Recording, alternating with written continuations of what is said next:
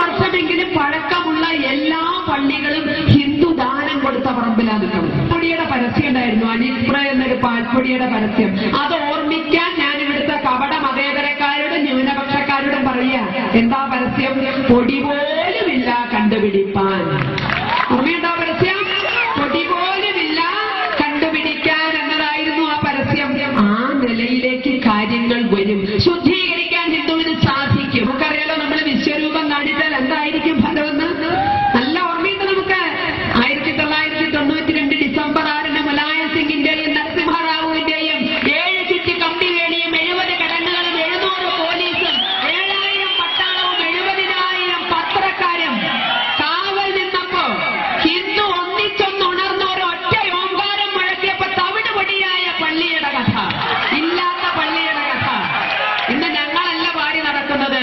എല്ലാ ഡിസംബറിലും കണ്ണീര് വാഴ്ത്തുന്നവർ ഓർക്കുക, ഹിന്ദു ഉണർന്നാൽ അതായിരിക്കും ഫലം. അതെല്ലാം പേടിയോടെ ഓർക്കുന്ന, അല്ലെങ്കിൽ പിന്നെ ഓർക്കാൻ ഇഷ്ടപ്പെടുന്ന